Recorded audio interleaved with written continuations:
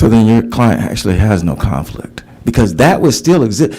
Your client has no hard conflict then. There's no actual conflict. It doesn't matter if you disclose a conflict. If you disclose a conflict, it still exists. And that's exactly what they said in one of the cases that you cited. If a person says, I got a conflict, but I'm still going to testify against you. I know I represented you, and I have a conflict, and I'm going to go testify against you. Conflict is now over. Absolutely not. If you have an actual conflict where your client is harmed, just because they disclose it doesn't end that conflict. No. So what you're describing is not a conflict at all. You're just saying, I caught somebody, so therefore I'm going to create something and call it a conflict. You cannot waive a conflict like that. You just couldn't. If your client is, you could not do that for your own client. If your client is actually suffering harm, as far as how the prosecution is taking place, because that's what a conflict is. Just because she says, oh, I'm doing these things, you're not going to go to your client and say, you actually have actual harm, but she said it, so we're going to still go forward. That makes absolutely no sense. I'm sorry, I don't understand your question to me. I don't know what You you're don't asking. have a conflict if you're saying if she disclosed it, it would go away. Then there is no conflict. No. I did not say that. I said we would not be here if that had happened. Right, That's because what I you said. wouldn't claim there's a conflict. No, because we wouldn't be here because it violates so many of the Fulton County statutes and ordinances and the state statutes that we wouldn't be here because it wouldn't have been approved. But if she disclosed it, not the way you said it.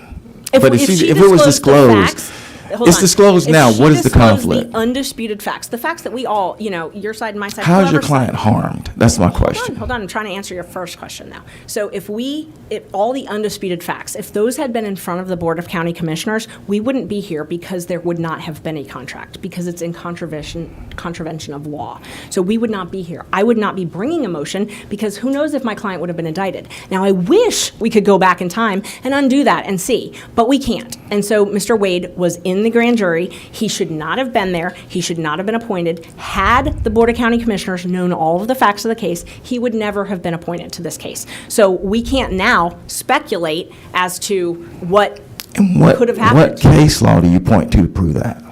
Oh, the statutes. No, it's not the statute. Not Fulton County statute. I'm asking for Georgia Court of Appeals, Georgia Supreme Court. Is there any case that says that? And there's not. No, and it's really not surprising, honestly, because can you imagine this happening? I mean, honestly, it happens. In December, would you have imagined this happening? I think most people wouldn't All have. sorts of conflicts are taken up by the Court of Appeals. I can tell you, I have found some cases in other jurisdictions, but I have never found a case in Georgia where, and mind you, this only happens in Fulton County. So we're talking about Fulton County cases where there would be a special prosecutor appointed, because it's the only place that this happens. So otherwise, maybe the AG. So you're talking about a prosecutor sleeping with the person that she is appointing to do this work, paying exorbitant amount of money, not getting county approval, not filing. Is she paying him, or is he earning the money because he's actually billing hours because he's prosecuting the case? I don't. He's I wasn't billing there. hours because he's prosecuting the case, correct?